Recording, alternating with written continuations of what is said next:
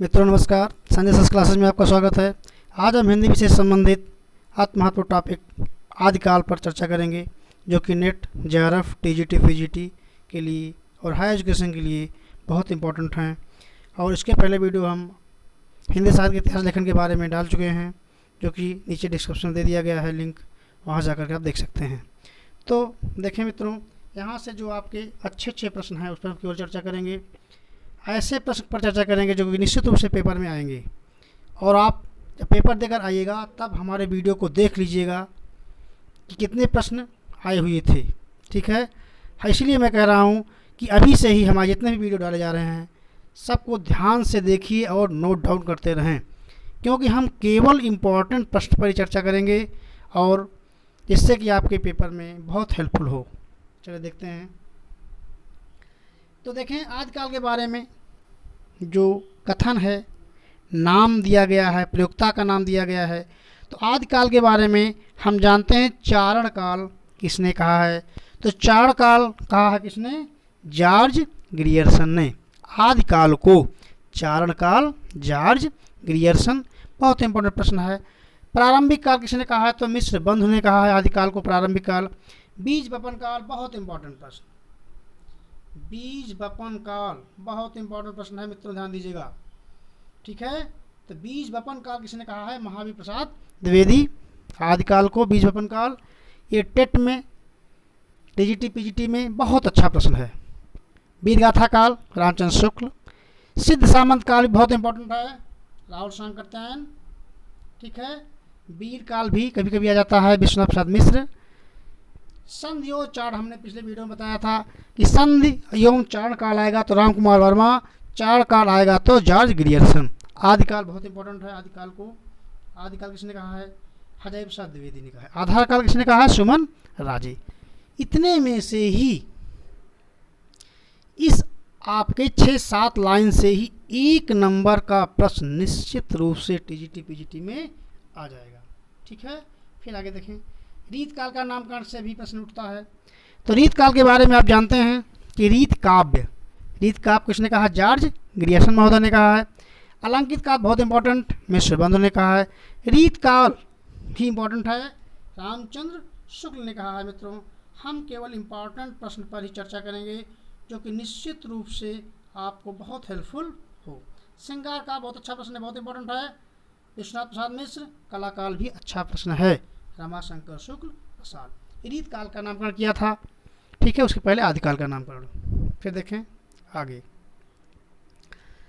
मैं तो ध्यान दें कि अभ्रंश नाम सबसे पहले कहाँ से आया? तो अभ्रंश नाम सबसे पहले वल्लभी के राजा धारसेन द्वितीय के शिलालेख मिलता है, जिसने उसने अपने पिता गुहसेन विक्रम संवत 650 से पहले को संस्कृत, प्राकृत और अभ्रंश तीनों का कवि कहा है।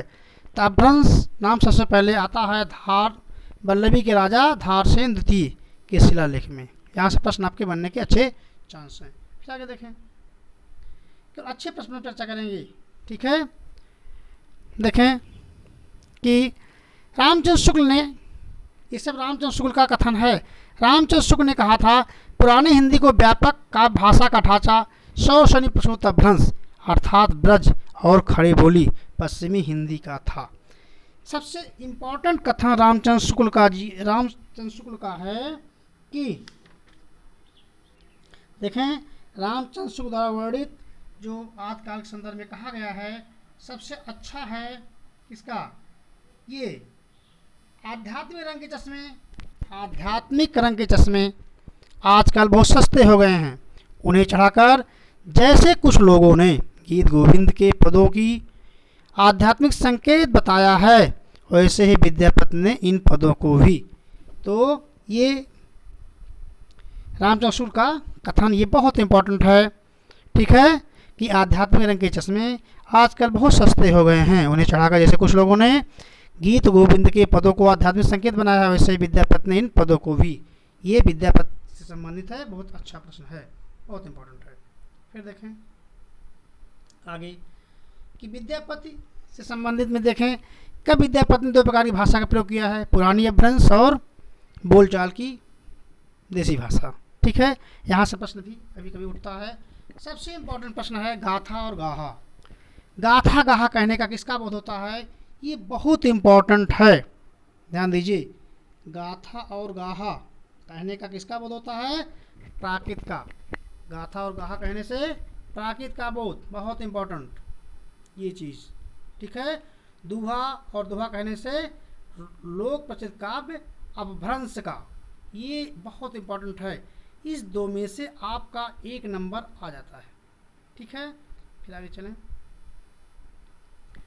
भरत मुनि विक्रम तीसरी सदी में नाट्यशास्त्र में अपभ्रंश नाम न देकर लोक भाषा को देश भाषा कहा है। पूछता है कि नाट्यशास्त्र भरत मुनि ने नाट्यशास्त्र में अपभ्रंश नाम न देकर क्या कहा, तो देश भाषा कहा है, ठीक है। यहाँ से प्रश्न आपके बनने के अच्छे चांस हैं। फिर देखें आगे। हाँ, ये भी प्रश्न उठता है कभी कभी कि नाथ पंथ जो था, गोरखनाथ का नाथ पंथ मूल रूप से किस शाखा के रूप में था, ये वज्रयान शाखा, बहुत इंपॉर्टेंट है मित्रों, ध्यान दीजिएगा। यहाँ से प्रश्न आपके बनते हैं। कौन सी शाखा, वज्रयान शाखा, बहुत इंपॉर्टेंट है, ठीक है। फिर एक क्वेश्चन और अच्छा प्रश्न है कि गोरखनाथ ने पतंजलि के उच्च लक्ष्य और ईश्वर प्राप्ति को लेकर हठ योग का प्रवर्तन किया था। तो हठ योग का प्रवर्तन किसने किया था, हठ योग का प्रवर्तन गोरखनाथ ने किया था, ध्यान दीजिएगा। फिर देखें इसमें से अच्छे प्रश्न और क्या हो सकते हैं कि नाथों की संख्या पूछता है, नाथों की संख्या 9। अच्छा, सिद्धों की संख्या भी कितनी होती है आप बताएं, सिद्धों की संख्या, सिद्धों की संख्या, ठीक है, सिद्धों की संख्या 84। सबसे पुराने कौन थे, सरहपा, सरहपा, सरहपा को कौन सा नाम जानते हैं, सरोज, ब्रज और राहुल भद्र, ठीक है। ये बहुत इंपॉर्टेंट है, ठीक है। सरहपा का दोहा कोष भी है, बहुत इंपॉर्टेंट है। फिर देखें कि नाथों संख्या 9 मानी जाती है, इसे नवनाथ भी कहते हैं। गोरख सिद्धांत संग्रह में इसका नाम निम्न है। देखें यहाँ से प्रश्न बनता है कि नाथों में कौन से गोरख सिद्धांत संग्रह में नहीं है, तो नागार्जुन है, जड़ भारत है, हरिश्चंद्र है, सत्यनाथ, भीमनाथ, गोरखनाथ, चरपट, जलंधर नाथ और अर्जुन, ठीक है। तो यहाँ से फिर आगे देखें, ये आपका टॉपिक जो है, यहाँ से निश्चित रूप से 1 नंबर का प्रश्न बनता है, ठीक है। अब देखें कि उसके बाद आपका बहुत अच्छा टॉपिक जो चल रहा है, इस टॉपिक से बहुत अच्छे प्रश्न आपको पेपर में देखने को मिलेंगे, ठीक है। फिर देखें स्वयंभू के बारे में भी थोड़ा जान लें, तप सिद्धांत के बारे में जानें। तो स्वयंभू के बारे में जानने के लिए मित्रों ध्यान दें कि स्वयंभू जो थे उनकी रचनाएं आप जानते हैं, पौमचर्यु, ऋठरेवचर्यु और स्वयंभू छंदस। तो स्वयंभू के बारे में थोड़ा जान लें, जो कि स्वयंभू से प्रश्न बनता है, निश्चित रूप से बनता है। तो स्वयंभू के बारे में जान लें कि इनका जन्म कब हुआ था। तो ये जब विद्यमान थे तो संभवतः 8वीं सदी के आसपास, माने 783 ईस्वी, माने 8वीं सदी में के आसपास विद्यमान थे, ठीक है। राम कुमार वर्मा ने अब अपभ्रंश भाषा के प्रथम कवि स्वयंभू को हिंदी का प्रथम कवि माना है। राम कुमार वर्मा ने के अनुसार हिंदी का प्रथम कवि कौन है, तो स्वयंभू हैं, ठीक है। स्वयंभू किसके अनुसार, राम कुमार वर्मा के अनुसार। अपभ्रंश भाषा के पहले कवि स्वयंभू हैं, यहाँ से प्रश्न बनता है।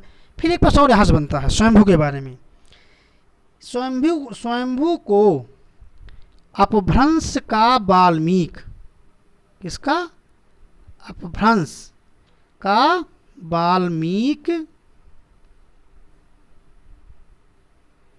वाल्मीकि तथा व्यास कहा जाता है। यहाँ से प्रश्न आपका बनता है, बहुत इंपॉर्टेंट प्रश्न है, निश्चित रूप से पेपर में आपको देखने को मिलेगा कि स्वयंभू को अपभ्रंश का वाल्मीकि और व्यास कहा जाता है। फिर देखें कि पौमचर्यु जो रचना थी, पौमचर्यु राम के बारे में किया गया है, राम कथा। पौम चरु, रिट्रेम चरु, स्वयंभू छंदस। तो पौम चरु को पूरा किसने किया था? तो स्वयंभू के पुत्र त्रिभुवन ने पूरा किया था। बस इतने में से स्वयंभू के बारे में आपको पेपर में मिल जाएगा। फिर आगे चलें पुष्पदंत के बारे में। पुष्पदंत सर्वमान धारणा है कि पुष्पदंत जो हैं यह 972 कब 972 ईस्वी के आसपास यानी 10वीं सदी में ये विद्यमान थे। ठीक है, तो अब जान लें कि पहले कौन आया था पुष्पदंत की स्वयंभू? पहले स्वयंभू आए थे तब पुष्पदंत। क्रम भी यदि आता है तो क्रम में पहले स्वयंभू को रखो फिर पुष्पदंत को रखो। ठीक है, फिर देखें कि स्वयंभू की रचना के बारे में देखें। राय कुमार चरु स्वयंभू की रचनाएं देखें। त्रिशटी महापुरुष गुणालंकार राय कुमार चरु जसहर चरु, बहुत इंपॉर्टेंट है। यहाँ से पूछा हुआ प्रश्न 2016 में है कि महापुराण, यही क्वेश्चन पूछा हुआ था मित्रों कि महापुराण किसकी रचना है? पुष्पदंत तो स्वयंभू में दिया हुआ था, बहुत से बच्चों से गलती हुई है, आप लोग गलती ना मत करिएगा। ठीक है, तो महापुराण 63 महापुराण माने यही महापुराण है। 63 महापुरुष गुणालंकार, इसमें 63 महापुरुषों की जीवन चरित्र का वर्णन किया गया है, एक महापुराण है। ठीक है, तो ये पुष्पदंत की रचना है, बहुत फेमस रचना है। तो ये महापुराण किसकी है? पुष्पदंत की। पेड़ाय कुमार चरु, जसहर चरु, ये पुष्पदंत की रचना है। ध्यान दीजिएगा मित्रों। तो आपको हम विश्वास दिलाते हैं कि आने वाली 2020 में vacancy TGT, PGT, NET JRF, higher education विषय हिंदी से संबंधित अति महत्वपूर्ण प्रश्नों को हम आपको बताएंगे और निश्चित रूप से आपके पेपर में हमारे पढ़ाए हुए बहुत क्वेश्चन आपको मिलेंगे। 100 से प्लस 125 में हम प्रयास करेंगे आपको 110-15 क्वेश्चन हमारे पढ़ाए हुए आपको मिले। ठीक है, ये आपको अत्युक्त लग रहा होगा, लेकिन मुझे पूरा विश्वास है और मैं कह रहा हूँ कि ईमानदारी से पढ़ते रहिए। निश्चित रूप से आप 125 में 118, 17, 20 कर लेंगे और 2020 में आने वाली वैकेंसी में ज़्यादा पद हैं, 16,000 से ज़्यादा पद आने वाले हैं। तो इतने अधिक पद में हम अच्छी मेहनत कर लेंगे तो 115-18 यदि कवर कर लिए तो निश्चित रूप से आपका सिलेक्शन हो जाएगा। क्योंकि 2016, 13, 11 की वैकेंसी 13, 11 के पूर्व हो गई है, 2016 की वैकेंसी चल रही है, तो निश्चित रूप से अच्छे बच्चे तो निकल जाएंगे और जीआईसी की भी इसी में भर्ती हुई है। तो आपका यदि 116-18 हो जाता है तो आप निश्चित रूप से एक सफल अध्यापक के रूप में अपने को स्थापित करेंगे। मित्रों, जो भाई बहन हमारे चैनल पर नए हों तो हमारे चैनल को पूरा देखते रहें और जितने वीडियो प्रोवाइड हम कराएं उसको ध्यान से देखते रहें, नोट डाउन करते रहें, समझते रहें, क्योंकि हम ऐसे प्रश्नों के बारे में ही आपको बताएंगे जो कि निश्चित रूप से पेपर में आएगा। ठीक है, और पेपर में आने के प्रबल चांसेस हैं और आपको पेपर में बहुत हेल्पफुल होगी। ठीक है मित्रों, तो जो हमारे भाई बहन हमारे चैनल पर नए हैं, चैनल को सब्सक्राइब, लाइक, शेयर जरूर करें और हमारे वीडियो को बार बार देखते रहें। हमारा उद्देश्य है कि इस लॉकडाउन में आने वाली वैकेंसी, लॉकडाउन में आपको अच्छे मैटर के माध्यम से वीडियो प्रोवाइड हो, फर्जी की चीज़ों को ना बताया जाए, आपकी कीमती समय को सदुपयोग करते हुए ऐसे प्रश्न को प्रोवाइड कराया जाए। जय हिंद, जय भारत।